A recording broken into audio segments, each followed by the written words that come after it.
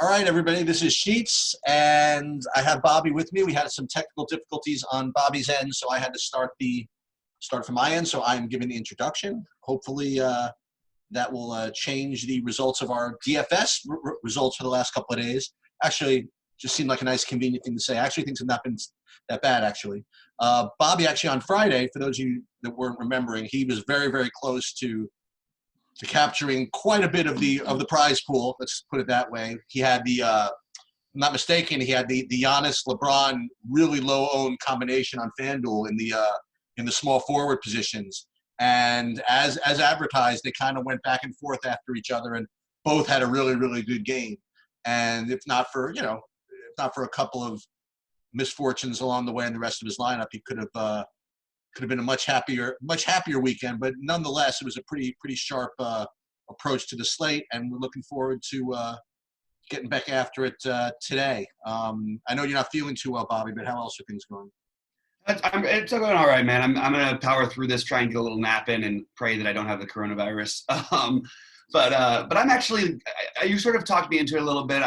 I'm more of a fan of the slate than I was initially, and I think after doing the last show, I have some ideas of different ways we can differentiate in this slate, and I think it's kind of interesting. So I'm into this slate now a little bit more. Okay, so first of all, I guess I'll start off at the point guard position. My three favorite guys, actually, I'm going to look at it this way.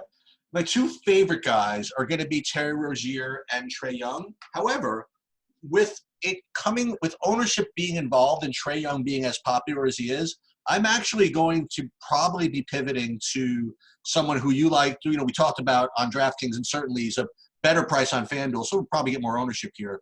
But I have no problem playing Kyle Lowry here at 7,300. He's in addition to the fact that he's going to project well and all that stuff, I mean that Mike Conley defense is pretty bad, and you get a close spread. He's going to play. His minutes are as secure as they come, and he's got overtime vig. I think that while Trae Young's certainly fine, I have no problem with the Trae Young play. I just think that the ownership discount you're going to get for playing Kyle Lowry really does make up for it. So I am all about that. The other thing you could do, by the way, now that I mentioned it, you wanted to pivot off of Rozier, who's also going to be really popular. And I don't know if you need to do both of them, but you could play Conley. I mean, you could play Conley as well. So you could play Conley along with Lowry if you want. It's a weird little correlation problem, though, because I kind of want Lowry to get some to dominate Conley, and I kind of want Conley to get Lowry to get some steals also. You know what I mean? So I don't know if it's going to work, but a 3-game slate, maybe I'm being a little too picky. I'm kind of hoping that maybe Bledsoe's to finish it up. I kind of hoping Bledsoe remains popular because Giannis is out, because he's actually like my fifth guy. So I don't care too much about playing. Yeah, I also think that the only thing about Bledsoe over here is that he's not going to be as high owned, I don't think, as people think maybe. But he'll still be high. Yeah. He's still going to be 40+% probably, but he's not going to be 70%, which is early in the day when I first looked, I really thought that was going to be a possibility. I love the pivots off of Bledsoe here. I like taking a shot at Jamal Murray for just 400 more. I like Mike Conley, at 600 less. I think you could just do that, use that as your differentiator. Or you could just fade Trae Young, who will be owned by literally everybody in these tournaments. So maybe you play the two cheaper guys, or you play Lowry you could play Lowry and Conley with that combination, or you could play Lowry and Jamal Murray.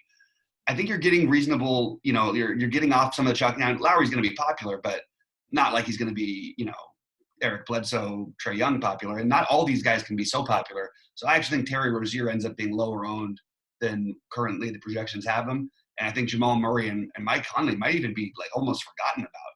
So I would err with playing those guys and just just basically almost as a direct pivot off of Bledsoe. I think one of these guys outscores him tonight probably, and taking shots on any of those guys. I don't think any of these guys are also extremely risky. They're all the point guards, they all feel very safe, and you're gonna get your 5 to 7x, but you've got upside. So I'm okay with fading Bledsoe over here a little bit. I'm with you, man. Yeah. And Trae, by the way, too. We could do a different type of build. You could play Herter and Collins, who everyone's also going to play those guys. But you could skip Trey. You're going to be differentiating yourself from a lot of the field. He's going to be like 80% on. I'm telling you, it's going to be nuts. I'll also say this is that while Charlotte has been playing better, I was about to do something really dumb and suggest the possibility that Atlanta blows somebody out. But, all right, well we'll move on, I guess. But I do agree. I don't need to play Trey here. I mean, this is America, man. I don't have to do anything I don't want to do. You know what I mean? So how about Trey just getting punked? I mean, I'm always on the train. First of all, I love playing Trey in DFS. Don't get me wrong.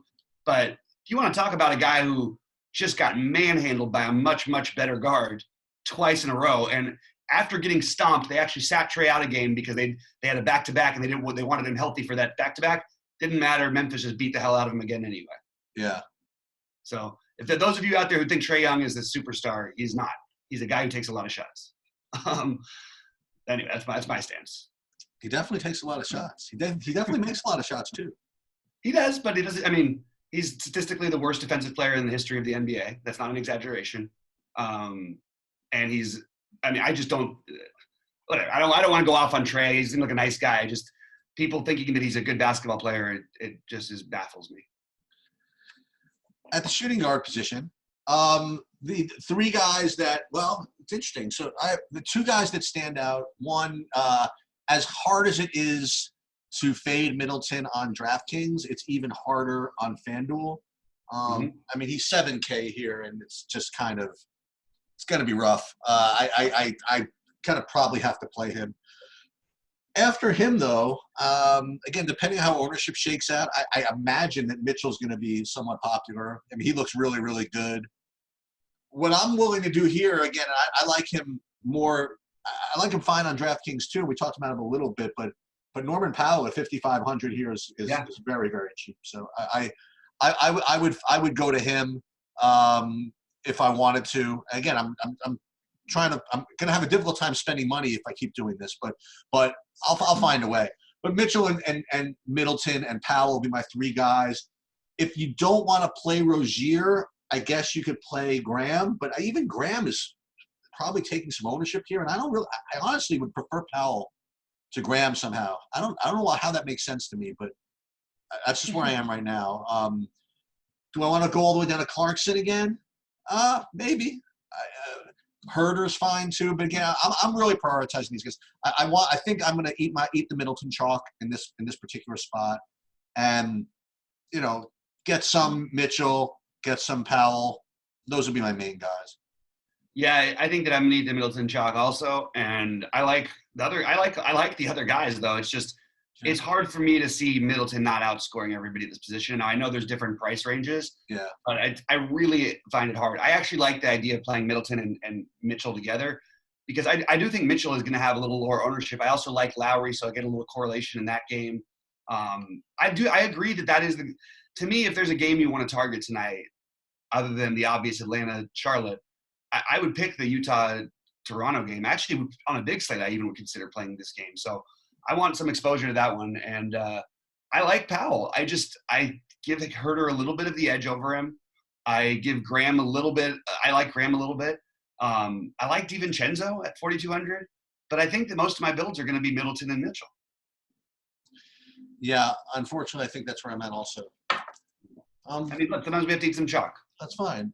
So at small forward, I'm right back. Now, again, I put down Bridges and Hunter because I do actually like them.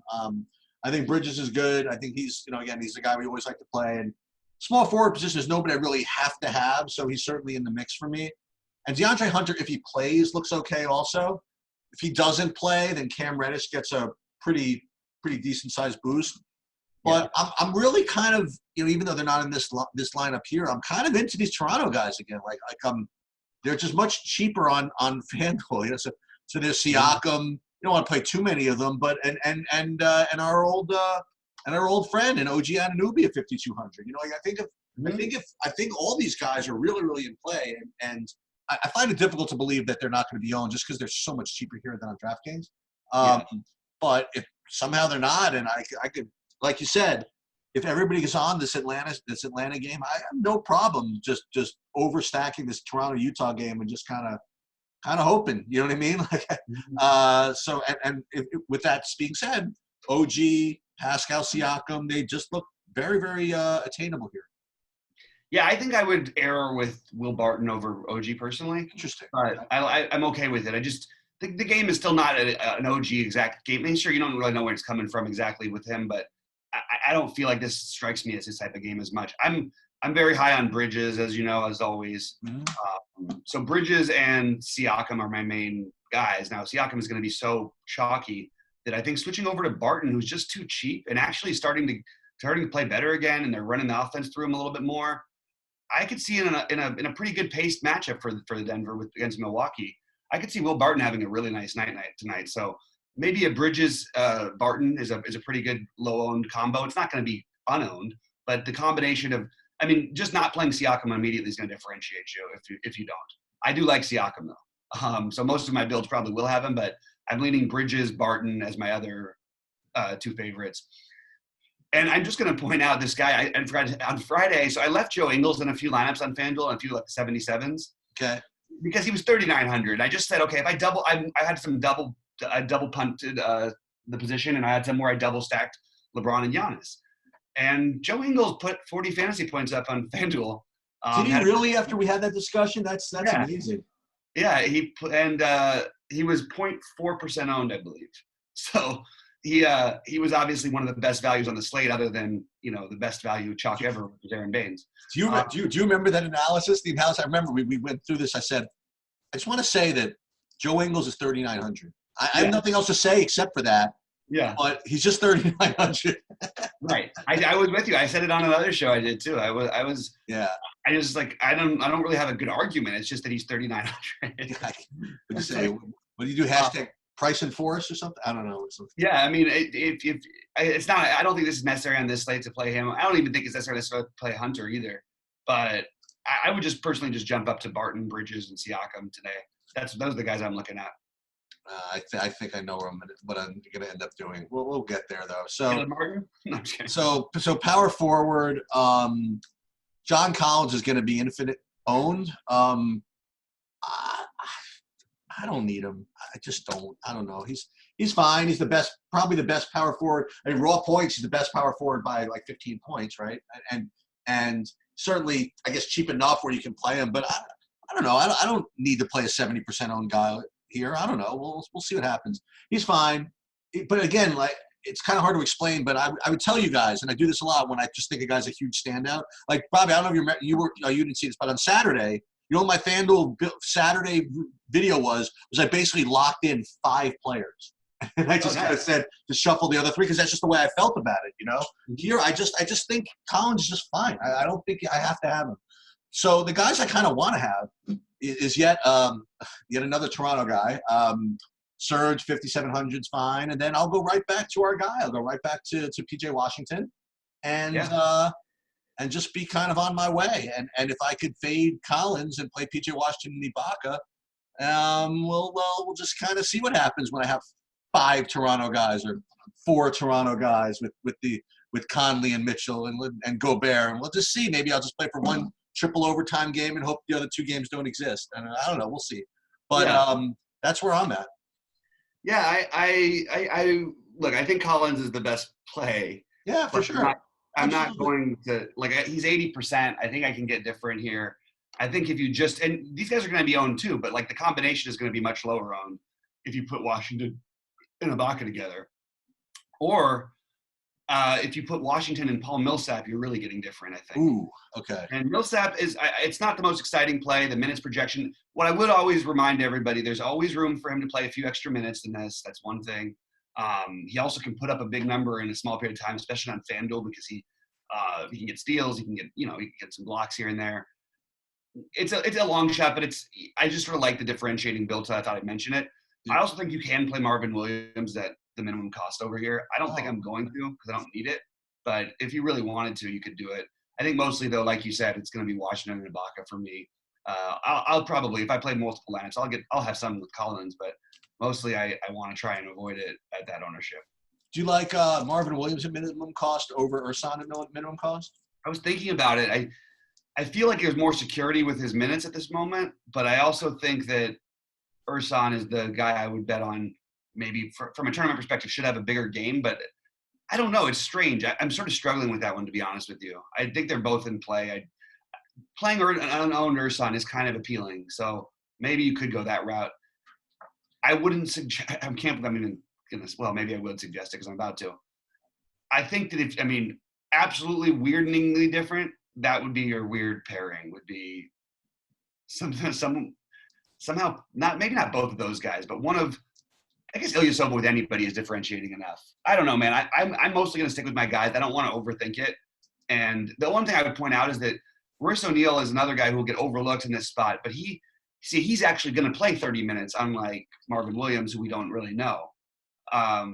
Royce O'Neal, when he's just completely unowned, I think there's always a case to be made to play a guy who you know is going to play 30 minutes and start and close, and he's 3,700. That's it. That's all I got. You know what I mean? Say if he falls into the same Joe Ingles category from the other day. Okay. Center, the easy play is going to be Rudy Gobert. He's a good mixture of value and raw points. He's 8,400, fits a lot of what I want to do also with his Toronto game. So he's certainly the easiest play. If you don't want to do that, two ways you can go. One, you can go all the way up to Jokic. And look, as we've shown, there's a lot of people you could play. So you could certainly get him in. And, Milwaukee's been always the team I like to kind of attack with centers. And Jokic is, if you get the Jokic game where he really wants to take over and actually shoot the ball instead of just trying to get, 15 assists and 16 points, you know what I mean? Whatever. He always has a ceiling here. And yeah, there's some blowout risk, but Milwaukee's like you were saying, I mean, and I go back and forth on this, but I'm now currently under the assumption that Milwaukee's good. You know what I mean? Like outside of Giannis, even. I mean, that's some good players on there. So I'm not projecting Milwaukee getting blown out any, especially by a team that's been really underperforming recently, the Nuggets. I mean, they've been brutal. So the day I'm going to predict them to blow out Milwaukee is just the day I'm giving up. So I guess Jokic is a fine spend up if you want to do that. Or you could then go value city, man. You could go back to Brook Lopez at 5,100, looks perfectly fine. Or you could play Cody Zeller at 4,300. Or if you want to be the mad scientist, you could go to Bismack at 3,600. So there's certainly ways you can play. But for me, I mean, Gobert is certainly the easiest. And considering that I'm doing a lot of things elsewhere that it's not so easy, kind of inclined to stick with the easy play at center. I'm wondering what happens with Bismack tonight. I didn't think I was going to be initially today that was going to be what I was going to be focused on, but that's really I'm really focused on because he hasn't played in a little while. But he was a healthy, right? Scratch, wasn't he? Or they called it, just CD. They just say they just have been sitting him out games. So I don't know what he's going to get, but when he does play, he tends to play minutes. That's the one thing I'll say about him. So maybe taking a shot if he's in the starting lineup, you're not taking a shot anymore. But I don't know I don't know what's going to happen with him tonight. Now, if we're going to assume that there's a chance that he doesn't play any minutes, I would say that Cody Zeller certainly has a much higher ceiling on those 21-minute projection that we've got him at right now. So I kind of like Cody Zeller. Like, it differentiates your build. He's not going to have crazy ownership. It's a good matchup. 25 fantasy points might be good enough here. You're going to get an extremely chalky Jokic who could easily put up 35 fantasy points. And if you actually look at the way he's been playing lately, that's like, it's nerve-wracking to pay that kind of price for a guy who's gotten you 5x one time in his last 7 games. And on a small slate, we're at high ownership. Why wouldn't we look for something else? The problem is Rudy Gobert is going to also have a ton of ownership. I don't love him either necessarily. I think you're looking around 40 fantasy points probably. So it just naturally makes me want to do something different, and it allowed me to differentiate my builds if I play Cody Zeller, Brook Lopez, one of those two guys. Probably won't get to Dwayne Dedman, but that's sort of the way I'm looking. And if for some reason, let's just keep our ears open about Bismack, because that could actually end up being a potential changer. Like if we hear, the coach says he's going to play 20 minutes tonight, I would be way less on Zeller. But if we hear that, we don't know if he's even going to play, I'm all over Zeller then. If you play Zeller, though, I mean, here's a question I have for you, because this came up in a previous slate. Do you have issues? I guess 3-game slate, who cares? But in general, all those guys together. Not all those guys, but particularly PJ Washington and Zeller. No, I don't have a problem on a 3-game slate. Okay. And not at these prices either. Also, they they don't need to both rebound. You know what I mean? Zeller is not like, he's not like this awesome rebounder that it's taking all the rebounds away. Like if he was 5K, maybe I'd think about it, or six, even a little more. But at this price, we haven't projected at 21 minutes. I don't really know why. Like, why is he not going to play 28 minutes if this game is close? I don't know why. So I think there's definitely upside for Zeller here. And I don't mind playing him with Washington. I have actually lineups with him, Washington, and Bridges, and none of the guards from that game. It's just they're pretty condensed. These guys are all playing minutes except for Zeller's the one who's got we're questioning his minutes. But I feel so good about Washington and Bridges that I just have no problem putting Zeller in alongside. I will say that if I was trying to think about this, like if you play Zeller, I don't want to say you're gonna have a problem spending the money, but I'll phrase it another way. You could get in, for example, if you felt like it, like Trey and Lowry. Yeah. And Mitchell and Middleton, you know what I mean, and Siakam, like all of them. Bridges and Washington and Ibaka, yeah, that's what I have right now. Well, I'm just saying in general, or you could play Collins, you know what I mean, and just skew one of the other ones. But Zeller does open up quite a bit if you can, if you play him. But does he open up too much? In other words, can you spend the money efficiently if you play Zeller? I think so. I think this is my exact build in the first lineup I made. Okay. You just step in and build it. It's the exact. What's wrong with that build? You know what I mean? Like no, nothing. Right. So I don't think we're paying too much. Yeah, you are playing Lowry and Siakam, but you're also running it back with Mitchell. Like it's not like you don't have some. It's 3 games. You know what I mean? Like it's not a big deal. I'm with it. I actually and you've got Ibaka too. You actually have like this lineup sort of correlates too. Like I mean.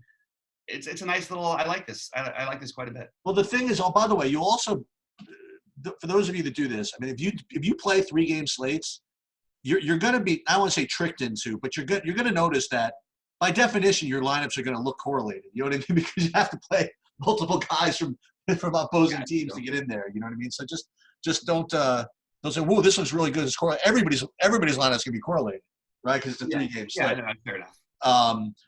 But I mean, I think this is very similar to DraftKings. I think that just that you can make a couple of pivots and get a decent lineup in, and I really don't feel like I'm giving up that much. You know what I mean? Like as long as I fade, I think you do have to fade one of those. I think you either have to fade Trey, or Collins, or Middleton, right? I guess those are 3 chalky ones. And Bledsoe. I have no problem fading Bledsoe. Yeah. Those are the chalky guys, yeah. You think you mentioned Jokic being chalky. You think Jokic is going to be more chalky than Gobert? Yeah, I would be shocked if Jokic is not the highest on center, unless we hear about somebody like sitting or something. Okay. I guess that makes sense. But if those guys are going to get all of that, that Zeller play could be the one. He puts up 35, but you're feeling pretty good. Yep, and it'll happen early. Yeah. What if for some reason he, if he does put up 35, I mean, you could actually argue that you might see the same kind of scores from some of these other guys that you would see for Gobert. Like, I don't think Gobert is going to put up like 60 tonight. I don't think that Jokic is the way he's been playing, he certainly hasn't trended that way. Now he could always turn it on and get 70 fantasy points, but I don't want to play these chalky guys. I just would try to stay away from. While Jokic might seem like good chalk, it's really not. Like, it's not good chalk. He's not in that right form. The team is playing not very well lately, and they've spread out the offense to a bunch of different guys. With Millsap back, the usage has been way lower for Jokic than it was. This is the kind of stuff you want to look at when you're thinking about fading someone. I don't know. I think that these 3 games, all with the 4-point spreads, I'm just getting that. Well, they used to say in my generation, my spidey sense tells me that one of them is going to go to overtime. And you're going to want that one. I have a weird feeling you might be right for some reason. And I think that it's the combination of that plus what we discussed about the Utah-Toronto thing, that still has this reputation for being, kind of a slow type of matchup, even in spite of the fact that the over-unders and all that is similar to all the other games. I think Atlanta-Charlotte just by its nature will be over-owned.